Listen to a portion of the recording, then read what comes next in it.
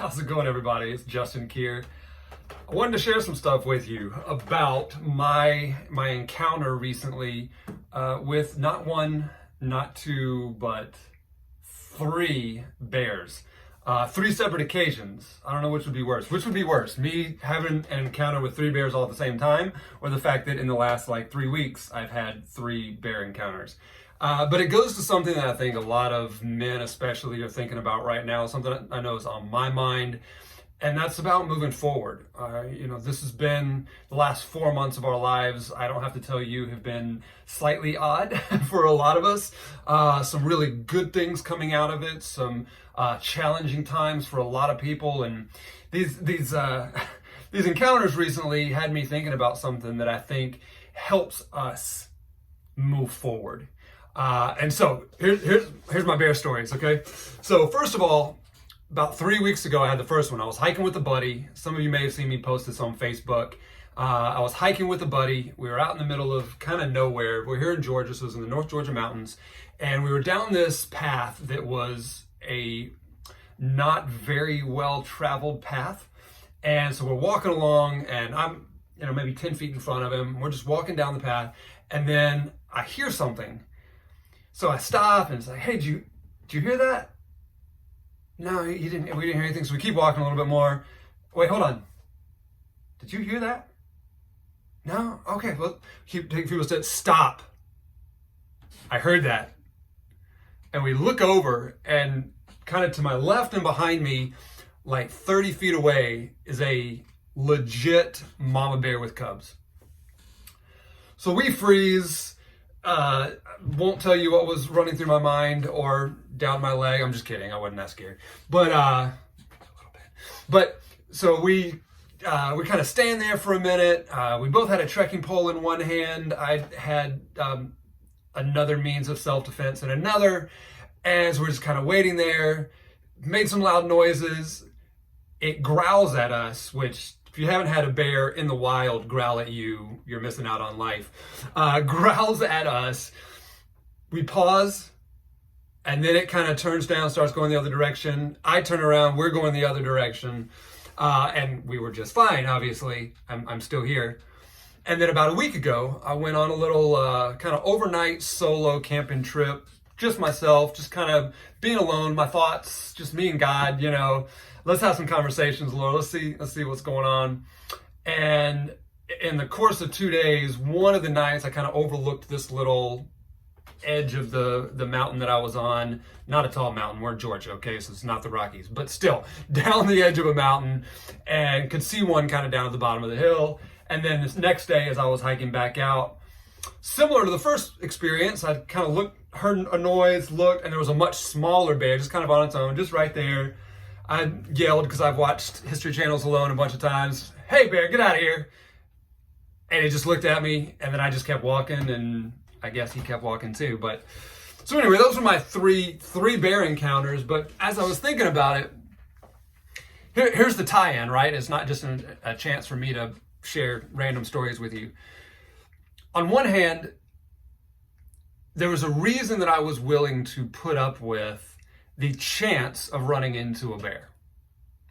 And that reason was, the whole reason I've been doing a lot more hiking and backpacking and stuff lately, which I've always enjoyed but just haven't done as much of, is in about 2 months or so, me and a buddy are going to go take a week-long trip to Colorado and climb a few 14ers. 14ers are, for anybody that doesn't know, any mountain that is 14,000 feet or above. Colorado's got tons of them. I think they got 60 or so. And so we're going out there. Never done anything like that. Spend time in lots of different parts of the country, but that's one part of the country I haven't spent much time in other than just flying over it. And so really looking forward to this opportunity, but we know that we need to train for it, right? We need to be doing things to prepare ourselves for what's to come, something that we have our eye on, something that we both want to accomplish. We have a big reason for wanting to do it.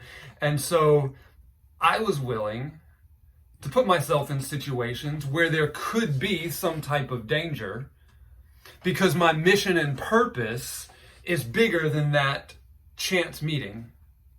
All right, so I was willing to go on an overnight camping trip and run the risk, because there is some risk, and especially where I was going here in Georgia, risk of running into bears, because the mission and purpose that I have in front of me is bigger than that risk. It was worth it to me. And so my first question to you is, as you're looking at moving forward, as you're looking at what's out in the future, anything that you're going to try and accomplish that has any sort of weight or meaning to it at all is going to come with some risks. Am I wrong? There's going to be risks associated with it. But if the mission that you have set out to accomplish is greater than those risks, you're going to be willing to take those chances. And so right now, if you find yourself being held back by what the risks could be, it could very well be that because your mission, your purpose, quite frankly, isn't quite big enough.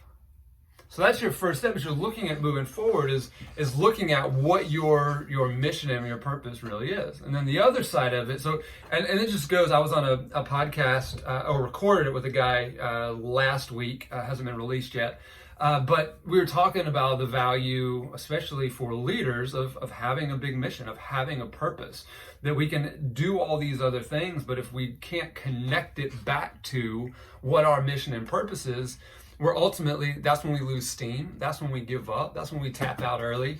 So we have to be connected to what our mission and purpose is. The other side of it, though, has to do with what the risks actually are versus what they appear to be.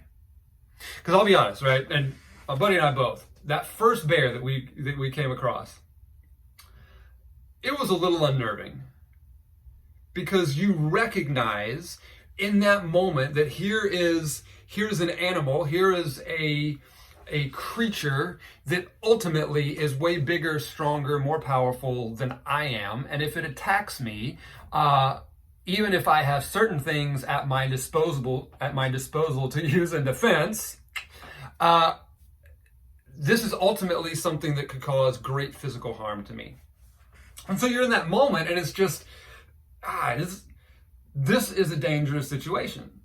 Well, what happened was, after we survived just fine, but after we survived, we both went back and started doing even more research.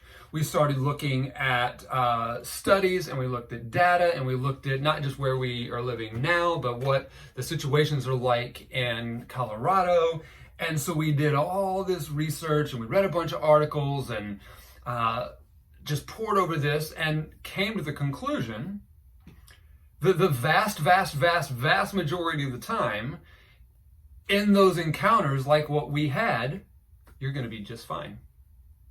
That there are certain things you can do to prevent some things from happening. You know, when you're camping, hanging stuff out of a tree, or hanging stuff in a tree so bears can't get to it, not having a bucket of Kentucky Fried Chicken in your tent with you in the middle of the night. Things like that can help make the likelihood slightly smaller. But if you do come across a bear, you are in their habitat. You're basically walking through their front yard, and it's not quite like what some movies make it out to be, that they're just, these blood-hungry, bloodthirsty, savage creatures that are hunting humans every chance you get. So if they see one, they just smell blood and will come rip your face off. That's not how it happens, right? This isn't The Ghost in the Darkness, for anybody that's seen the Val Kilmer classic. It's not The Ghost in the Darkness, the bear version, where they just come out of nowhere and start attacking. And so for us, whether it's in, outdoor experiences, which I obviously enjoy, or it's us looking at moving forward, it's important for us to be able to have some numbers and some information to let us know what the true risk actually is, because oftentimes the risk that we perceive is way greater than what the risk actually is. And without going down a giant rabbit hole about the situation we're in right now in the world, is something that we should always be conscious of, because there's always going to be things that, there's always going to be fears that we have within us about what we are doing moving forward. But very often those fears come out in ways and express themselves in ways that appear to be a lot larger and a lot more dangerous than they actually are. And it doesn't mean you don't have to have caution. It doesn't mean you shouldn't be prepared and be smart and all that. But if we let our perceived fears take over, we would never do anything. Everything would appear to be scarier and more intense and more dangerous than it actually is. So as you're kind of going through your life right now and evaluating what's going on in your life and trying to move forward and continuing to want to press forward, it's two things to be thinking about today. Is number one, how is that connecting to your mission, to your purpose for your own life, for the life of your family, for the life of your business, for the life of your organization? How does what you're going through right now compare to that? Because if you have a big enough reason driving you forward, those small risks will be a lot easier to accept, because the payoff in the end will be worth it. And then the second part of that is understanding what those risks truly are. And are they something that you just perceive to be more dangerous and more deadly than they actually are in reality? So, something to consider. You may not be going and encountering any giant, massive, wild animals in your life in the next week or two or in the near future. But even if not, it's something to consider as you are trying to move forward. So I hope this helps some of you. I hope as you were watching this, you were thinking of the situations in your own life that you're going through right now and how this could apply. I do want to continue to do even more of those videos. Appreciate you watching this. If you do want to keep up with more, go ahead and hit that little subscribe. I am going to be doing more of these, and so if you want to continue to hear what I have to speak and share with you, it'd mean a lot. I love to continue interacting with you guys, even if we're not interacting much in person these days. So, hope you guys have an awesome, wonderful rest of your day, and I will chat with you guys next time. Subscribe, and I'll see you then.